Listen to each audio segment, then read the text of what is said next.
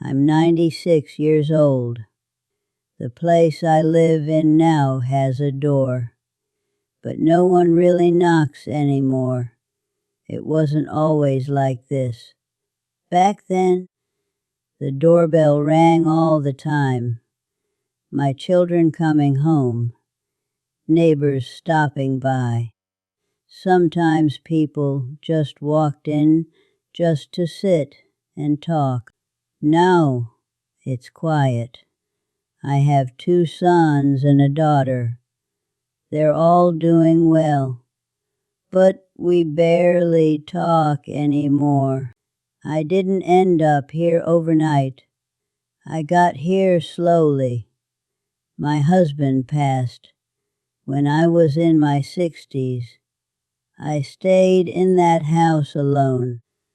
It wasn't big, but it was mine. Every corner of it I knew by heart. Then my children started to worry. They said it wasn't safe for me to live alone. They said I should move closer to them. And little by little, I started to feel afraid too. So I made a decision. I sold the house. 3 after that. I gave most of the money to them. Not all, but most. I thought if they were okay, I'd be okay. I moved in with my youngest son. He said it was just for a while. At first it felt fine. I had a small room.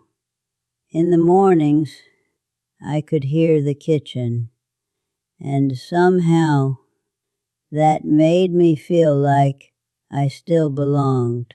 But slowly things changed. They got busy. Work, kids, weekends, their own lives. So I tried to stay out of the way. I ate after they finished. I kept the TV low. I kept my calls short. I didn't want to be a burden. Then one day, I heard them talking. They didn't know I could hear. This can't go on. Bon, we need some space. And in that moment, I understood. I wasn't part of the home anymore. I was just someone staying there. 5 later, they told me they found a place for me. Quiet, safe, someone to look after you. I nodded, because I knew I didn't really have a choice. The day I moved here, they helped me settle in. They stayed less than an hour. They said they'd visit often. When the door closing, everything went quiet. Not the same kind of quiet, a different one. The kind where you know no one's coming back. 60. At first I waited for calls, for the doorbell. I would sit still for hours, just listening. But here, it almost never rings. Days would pass, and nothing. Still I kept listening. Every small sound, every footstep in the hallway, every door opening somewhere elsey. I thought it might be them.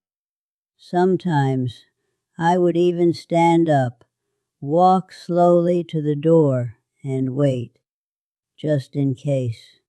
But eventually I stopped waiting, not all at once, just a little less each day. Not because I didn't care, but because I understood. Some way waiting never ends. 7, do I regret it? I don't know. Some days I think I do. Some days I just feel tired. But I see it clearly now when you give your choices to someone else. Little by little, you stop being part of the decision. And then one day, there are no choices left. They didn't send me here. Not really. I walked here, step by step, with every decision I gave away. I thought being closer to them would make me feel safe. I thought love would be enough, but I was wrong. Safety doesn't come from being near people. It comes from knowing you still have a say. 8. If you still have your own place, your own life, please, don't give it up too easily. You don't notice it at first, how much you're giving away. It feels small. It feels harmless. Until one day, there's nothing left that belongs to you. You can love your family. You can help them. You should. But don't give away everything that makes you independent.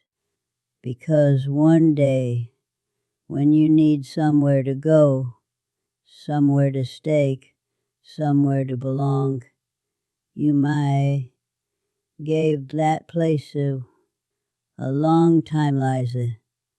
You gave they that real a time ago. 9. These days I sit by the door, not waiting, just habit. I sit there and watch the light change. Morning, afternoon, evening. Sometimes I don't even realize how much time has passed. Sometimes I reach out and touch the handle just to make sure it's still there, cold, still, unmoving. And I hold it for a moment because that small feeling reminds me there's still something I can touch, something that responds, something that hasn't left, because that's the only thing left I still have control over. 10 Air. Thank you for listening to me. Truly, it means more than you think.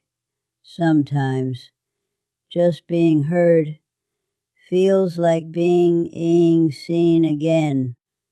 If you're still here, tell me, do you live alone or with your family?